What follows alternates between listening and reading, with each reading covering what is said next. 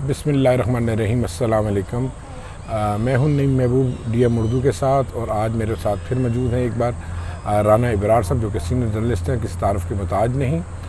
वैसे तो मुल्क में इस वक्त बेशुमार मसाइल चल रहे हैं, इक़्तिसादी सूरत हाल हो, माशी सूरत हाल हो, एनर्जी क्राइसिस हो, लोड शेडिंग के मामलात हों, चाहे खाने पीने की एशिया, ग्रॉसरी, जिस तरफ भी आप निगाह दौड़ा लें, आवाम पे एक तूफ़ान महंगाई का वो मुसल्लत कर दिया गया है। आने वाली हुकूमत से आवाम को बहुत सी उम्मीदें थी कि वो कोई रिलीफ़ देंगे, लेकिन बाद सियासतदान अब ये कहते हुए नज़र भी आते हैं कि ये मुल्क को आप इस वक्त ऐसे ही समझें कि वो एक मोज़ी मर्ज़ में मुब्तला था, जिसके लिए ना सिर्फ सर्जरी करना बहुत ज़रूरी था, बल्कि उसके इलाज और मालजे के लिए उस मरीज़ का पेट चाक करना ज़रूरी था, ताकि उस मरीज़ को उस बीमारी से छुटकारा दिया जाए, ताकि और आने वाले दिनों में उसकी वो तशख़ीस हो सके उस बीमारी से। तो राना साहब वेलकम जनाब। Thank you. और राना साहब ये बताएं कि आज ओगरा ने फिर ये कहा है कि उन्होंने असम्बली हुकूमत को अरसाल की है, जिसमें तकरीबन 29 रुपये पेट्रोल के इजाफे की और तकरीबन 55 या 53 रुपये डीज़ल की कीमतों में इजाफे के लिए। तो क्या ये बहुत बड़ा जुल्म नहीं हो जाएगा इस मुल्क के अवाम के साथ? आगे ही अवाम महंगाई की चक्की में इस कदर पिस रहे हैं, तो इसका हल क्या देखते हैं आप, और इसका हल है क्या? पाकिस्तान की हुकूमत को या हमारे ये ब्यूरोक्रेट्स हैं जो फैसला साज हैं, इनको क्या करना चाहिए ताकि आवाम को रिलीफ दिया जा सके? बिल्कुल, बहुत बड़ा जुल्म है। लेकिन इससे पहले मैं जो आपने बात की है मईशत की बीमारी के हवाले से, तो मैं आपको बताऊं कि ऐसा है कि जो करदा और ना करदा गुनाह होते हैं जी, अफराद के भी होते हैं, कौमों के भी होते हैं, उनकी सज़ा पूरी की पूरी काटनी होती है। ठीक है। ये नहीं होता कि आपको अधूरी सज़ा मिले और माफ़ी मिल जाए और चीज़ें ठीक हो जाएं। तो जो 2018 में जो मईशत की पोजीशन थी, उस वक्त मईशत की पोजीशन ये थी कि मईशत टेक ऑफ करने के करीब पहुंच चुकी थी, एक अच्छी सूरत हाल थी, लेकिन ख़तरे से अभी बाहर नहीं आई थी, ये हकीकत है। ठीक है। अच्छा, ये थोड़ी सी मुआशी टर्म्स होती हैं कि उनका सही असेसमेंट, मतलब कि किस जगह पर मईशत खड़ी है, कि अच्छी मईशत थी लेकिन ख़तरे से अभी बाहर नहीं आई थी। कुछ चीज़ें उस वक्त से दो चार थी। हाँ, नहीं, खतरात से दो चार नहीं थी, लेकिन खतरे की पोजीशन से बाहर नहीं आई थी।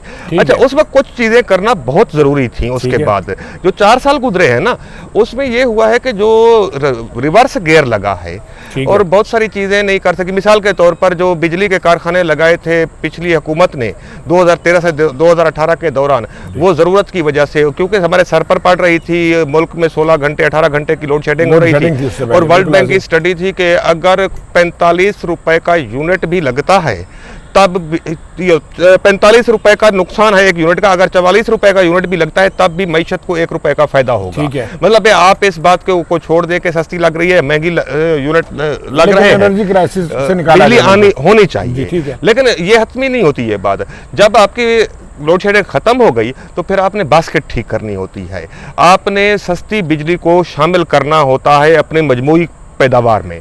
तो वो 4 साल जो है ज़ाय कर दिए गए, और पिछली हुकूमत ने 1 यूनिट बिजली पैदा नहीं की सस्ते ज़राए से, बल्कि किसी भी ज़राए से पैदा नहीं की। उसमें यह कम अज़ कम हमें 3 डैम बनाना ज़रूरी थे, हमें अपने कोयले को इस्तेमाल करना ज़रूरी था, हमें अपने सोलर का जो ख़जाना है हमारे पास, सूर्य बादशाह जिसको कहते हैं सूरज को, उसका वो ख़जाना हमें इस्तेमाल करना ज़रूरी था। इसके अलावा सिंध में एक बहुत बड़ा विंड कॉरिडोर है, जिससे कम अज कम 5000 मेगावाट बिजली पैदा की जा सकती है। अच्छा, इसमें कुछ बिजली मतलब ये जो सोलर की है और विंड की है, ये ज़रा महंगी होती है, लेकिन इसका दूसरा फ़ायदा जो है वो ये है कि इसमें इंपोर्टेड फ्यूल इस्तेमाल नहीं कर, मतलब हमें डॉलर नहीं खर्च करना पड़ते। तो ये सारी चीज़ें नहीं हुई हैं, और मईशत को जिस तरह से जानबूझकर तबाह किया गया, तो अब वो मैस इकट्ठा हो गया है सारा, तो उससे जान छुड़ाना बहुत मुश्किल है। राना साहब, इसका हल क्या है? क्या हम खुद इसमें बिलाशुबा के आज जुल्म है, और ये नहीं है कि बात ये है कि अगर रशिया में भारत जो है, भारत जैसा मुल्क रशिया से बड़ा सस्ता पेट्रोल ले रहा है, ईरान है आपके पास साथ, सस्ता पेट्रोल वहां से मिल सकता है आपको। अच्छा, मैं तो आपको तो नहीं, हम आपको रशिया के थोड़े मैं वजाहत कर दूं कि रशिया का ये है कि भारत रशिया से क्रूड ले रहा है, ठीक है, मतलब खाम तेल ले रहा है, क्योंकि माजी में सोवियत यूनियन जब था तो इंडिया सोवियत यूनियन का इलाई था, तो वहां पर सोवियत यूनियन ने इन्वेस्टमेंट की थी और रिफाइनरियां लगी हैं।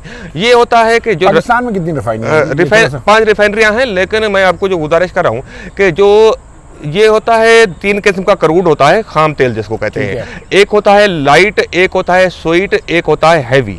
जो रशियन क्रूड है वो हैवी है। ठीक है। हम आमतौर पर मंगवाते हैं वो अरब गल्फ से मंगवाते हैं, लाइट, अरब लाइट मंगवाते हैं। ठीक है। ज्यादा हमारी ज्यादा से ज्यादा हमारी जो 5 रिफाइनरीज हैं वो ज्यादा से ज्यादा जो स्वीट है, स्वीट है उसको रिफाइन कर सकती हैं। जो हैवी है उसको हमारी रिफाइनरी रिफाइन ही नहीं कर सकती। इंडिया इसलिए क्रूड ले रहा है। हाँ, जहाँ तक बात है इसकी पेट्रोलियम प्रोडक्ट्स की, मतलब पेट्रोल तैयारशुदा डीजल की, तो वो ये है कि अभी तक ऐसा काशन नहीं मिला कि रशिया से सस्ता मिल पा रहा हो। क्योंकि मैं आपको एक बात बताऊं कि हर 15 दिन के बाद ईरान से सस्ता तेल जी मिल सकता है। हर 15 दिन के बाद पीएसओ एक टेंडर निकालता है, कोई भी उसमें आकर बिड डाल सकता है। ठीक है। तो इस वक्त कानूनी तौर के ऊपर रशिया से आने वाले पेट्रोल या डीजल पर कोई पाबंदी नहीं है। ठीक है। अगर वो बिड डालता है और किसी वजह से हुकूमत रोक देती है तो वो सुप्रीम कोर्ट, हाई कोर्ट में जाकर भी अपने लिए इंसाफ ले सकता है कि मैं सस्ता तेल ला रहा था 10% पर या 15% पर, मगर ये नहीं लाने दिया जा रहा है, क्योंकि कानूनी पाबंदी कोई नहीं है इस वक्त। जहां तक बात आपने की है तो देखें, ये जो वक्त आया है, एक तो मैं आपको बताऊं कि सारे सियासतदान जो होते हैं ना, ये नहीं कह सकते हम कि फलाने जो है ना बिल्कुल गद्दार हैं, फलाने बहुत अच्छे हैं। तो अभी जो हमारे मिफ्ता भाई हैं, वज़ीर ख़ज़ाना हैं हमारे वफाकी, तो ये बाद लोग मिफ्ता टाफी अलावी कहते हैं, तो ये जो बातें कर रहे हैं, ये अदादुशुमार जो दे रहे हैं, इनके ऊपर भी मुझे शक है।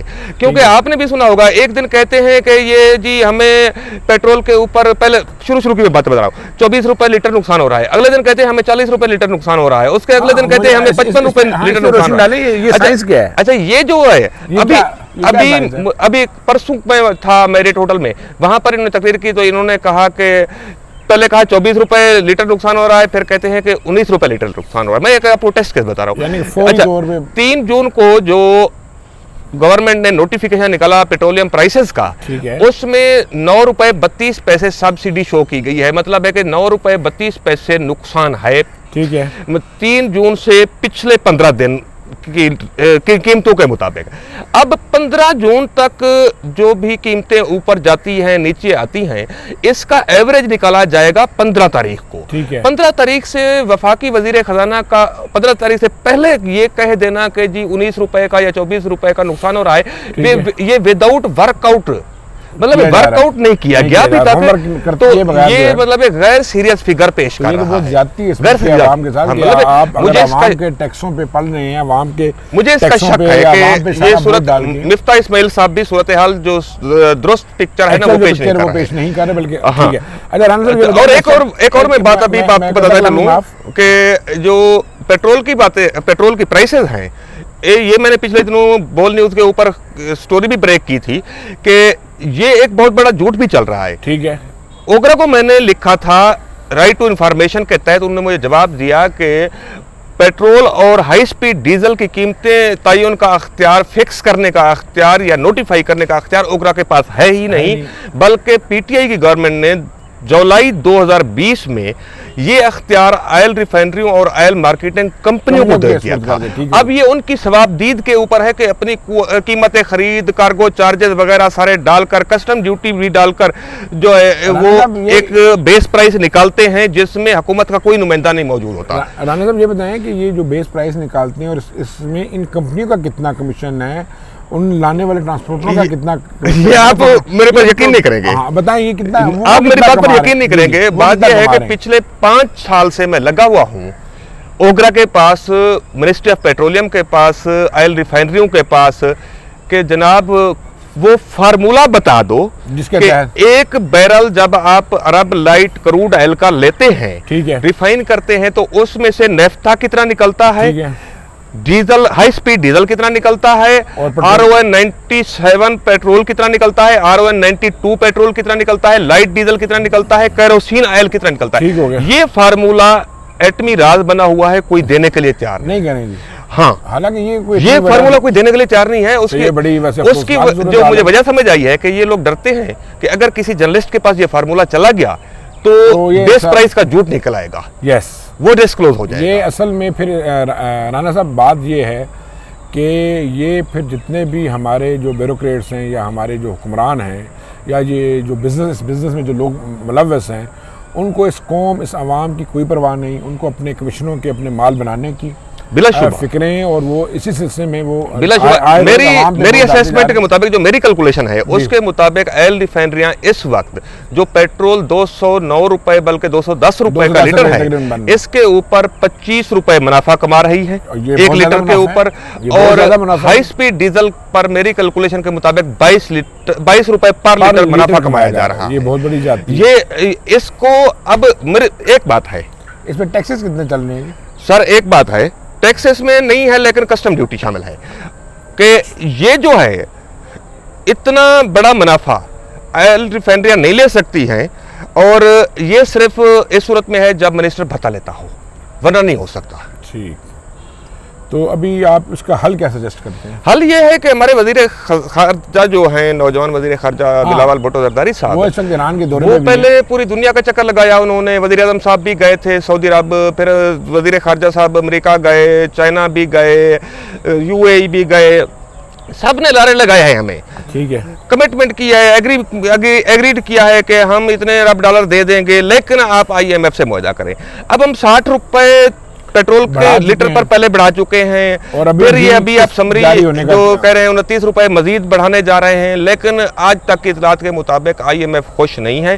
IMF कहता है कि पेट्रोल की कीमत पूरी करो, नो लॉस के ऊपर, नो सब्सिडी के ऊपर, फिर 17% सेल्स टैक्स लगाओ, 30 रुपए पर लीटर आप पेट्रोलियम डेवलपमेंट लेवी लो, उसके बाद हम सोचेंगे आपके साथ मुआहदा करने के लिए। तो हमारे लिए ये जो आपके नाजरीन के लिए मैं बताता चलूँ कि जो उम्मीद की किरण निकली है कि दुनिया से मायूस होने के बाद, ये जो साम्राज्य वर्ल्ड है इससे मायूस होने के बाद हमारे वजीर खारजा ईरान गए हैं, तो वहाँ से अच्छी खबरें आ रही हैं। मैं आपको क्या खबरें हैं जी? वो मैं आपको जो है ना उसकी पूरी डिटेल नहीं बता सकूंगा, मेरी भी मजबूरी है, लेकिन वहाँ से काफ़ी अच्छी खबरें आ रही हैं कि उससे हो सकता है कि हमारे फॉरेन रिजर्व भी प्रोटेक्ट हो जाएं, और यहाँ डॉलर का रेट, मतलब रुपया मुस्तहकम हो और डॉलर का रेट नीचे आ सकता है।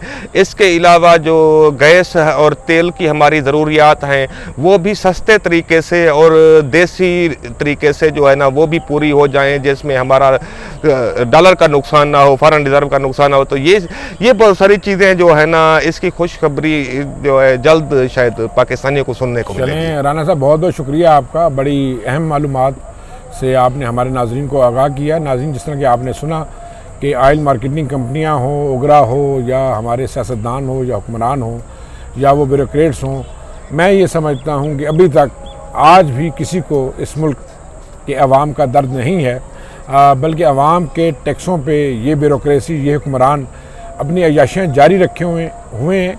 और मैं आपको ये दावे से कह सकता हूँ कि ये ज़्यादा देर नहीं चलेगा। आखिरकार आपको आवाम को रिलीफ देना पड़ेगा, आवाम के हकूक़ की बात करना पड़ेगी, इस मुल्क की तरक्की की बात करना पड़ेगी, और आपको इस मुल्क और आवाम की तरक्की की राह पर गामज़न करने के लिए अहम फैसले करने होंगे। अल्लाह हाफ़िज़। इजाज़त दीजिए नईम महबूब को और राना इब्रार साहब को। अल्लाह हाफ़िज़। अल्लाह।